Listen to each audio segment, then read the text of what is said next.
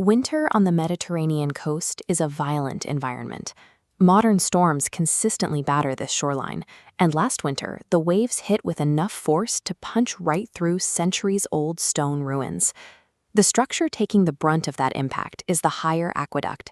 It's a massive, multi-tiered water channel supported by heavy arches that march straight up the beach toward the ancient city of Caesarea.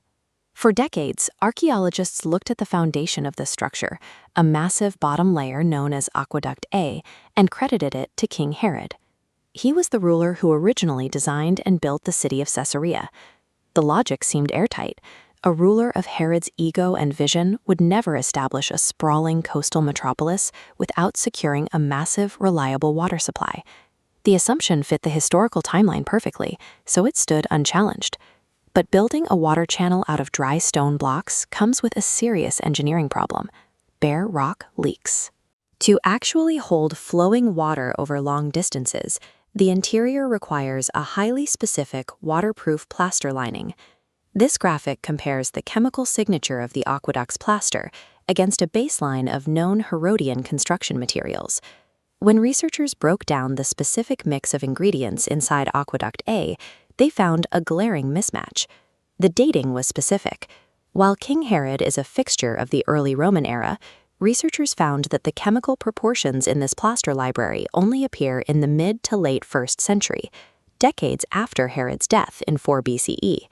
If Herod didn't build the city's vital artery, it throws the entire early timeline of Caesarea into question. Without this aqueduct, there is no clear answer for how a major ancient city survived in a desert climate. This cross-section reveals that the Higher Aqueduct is not a single unified structure.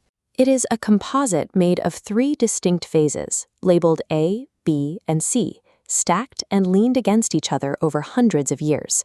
Section B leans directly against the foundational layer to double the water capacity. We know exactly who constructed this expansion because Roman military legions literally carved their unit inscriptions straight into the stone arches. Those 2nd century legions answered to Emperor Hadrian, who led Rome through a period of expansion and tight military administration. Here in Judea, Hadrian's legacy is defined by his suppression of the Bar Kokhba revolt, a massive Jewish rebellion that his legions violently crushed between 132 and 135 CE. The spiritual leader of that revolt, Rabbi Akiva, was captured and brought straight to Caesarea. Here, the Romans publicly executed him by tearing his flesh apart with iron combs. Aqueduct B is heavily tied to that conflict. It stands as a physical monument to the logistical power and the heavy military presence of Hadrian's Roman forces. Centuries later, the city's demands shifted once again. The topmost layer, Aqueduct C, was capped onto the existing Roman arches by the Byzantine Empire. By this era, the military friction of Hadrian's rule had given way to an incredibly wealthy, highly developed society. Caesarea's elites were building luxury estates right along the coast. This intricate floor mosaic is one of the few surviving pieces of the Villa of the Birds. It captures the artistic wealth that defined Byzantine Caesarea shortly before the Islamic conquest. As the city's population swelled and its taste for luxury deepened, the volume of water required to sustain it increased.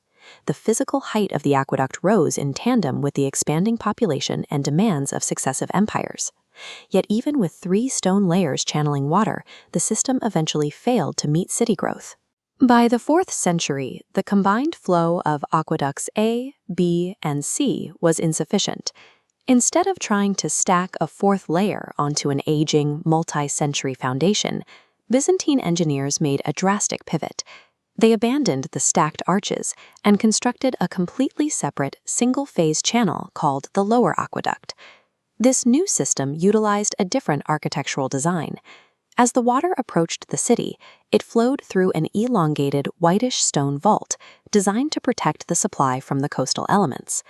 The decision to build the Lower Aqueduct suggests that stacking more stone onto the higher arches was no longer a viable path to growth.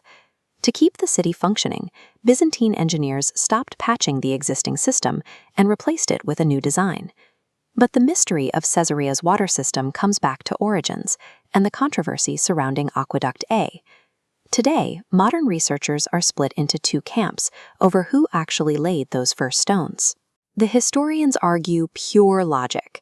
They point to King Herod's massive portfolio of public works and insist that a king obsessed with his own legacy would never establish a major city without securing its water supply first. The scientists point to the lab results. They argue that the specific chemical library used to date the plaster identifies the build as post-Herodian, regardless of what the history books say. When you look out over these sweeping ruins, you see the physical remnants of hundreds of years of overlapping cultures, conflicts, and adaptation. These arches stand today as an active battleground where modern science and traditional history clash over what really happened on this coastline.